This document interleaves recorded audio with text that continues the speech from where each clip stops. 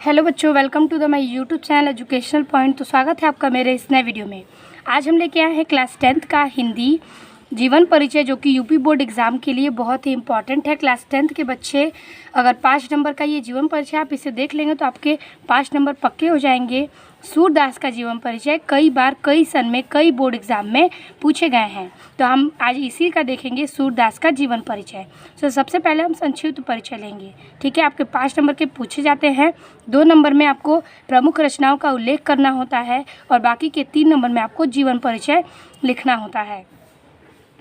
तो हम लिखेंगे सबसे पहले संक्षिप्त परिचय में कि इनकी क्या क्या भूमिका थी, इनका जन्म स्थान, पिता का नाम, माता का नाम, पहले इनकी कुछ जानकारियाँ देंगे।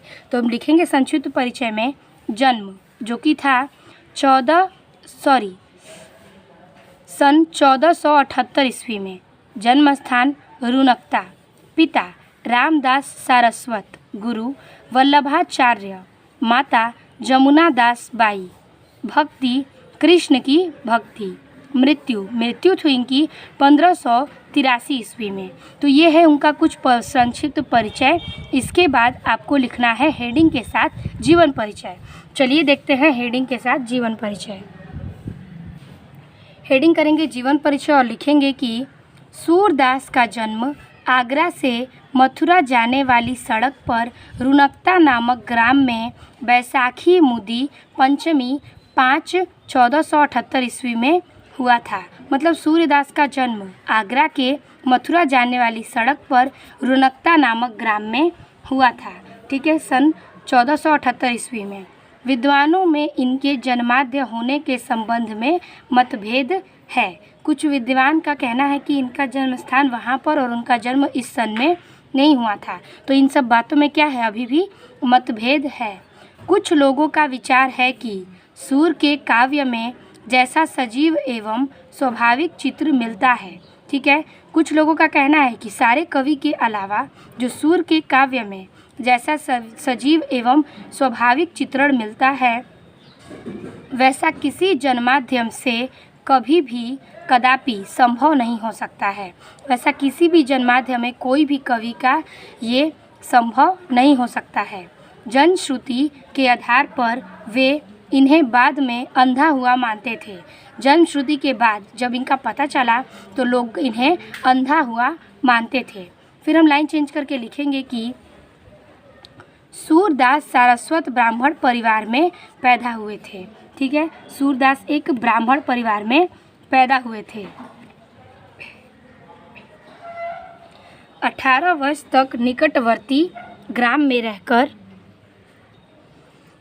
में रहकर संगीत का अध्ययन किए।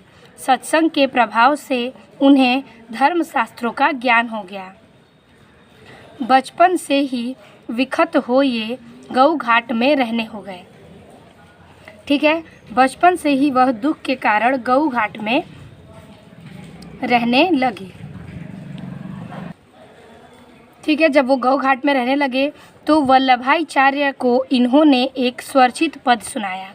ठीक है, जो वल्लभाचार्य थे उनके गुरु थे और उनको इन्होंने अपना एक पद सुनाया, जिस पर प्रसन्न होकर उन्होंने इनसे कृष्ण लीला को छंदबद्ध कराने का सुझाव दिया और इसी कारण उन्होंने कृष्ण लीला का छंदबद्ध कराने का सूरदास को सुझाव दिया।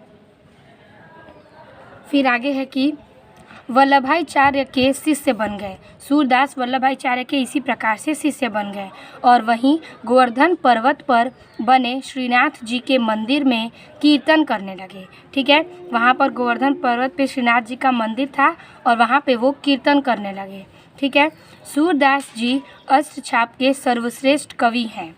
इनकी मृत्यु पारसौली ग्राम में सन 1583 ईस्वी में के आसपास हो गई। यानी कि इनकी मृत्यु पारसौली ग्राम के 1583 ईस्वी के आसपास ही हो गई। तो ये था सूरदास का पूर्ण रूप से कहानी। अब हम देखेंगे इनकी रचनाएं। रचना हेडिंग करेंगे और लिखेंगे कि सूर सागर, सूर सरावली, साहित्य लहरी और कृष्ण लीलाओं का चित्रण इत्यादि। इन्होंने इतनी ही रचनाएं की थीं और इनका जो पद है वो बहुत ही अच्छा था, जिनकी लोग बढ़ोतरी करते थे। तो ये हो गया इनका रचना और इनके जीवन परिचय का सारा उल्लेख। तो इसी प्रकार से आपका सूरदास का जीवन परिचय समाप्त होता है।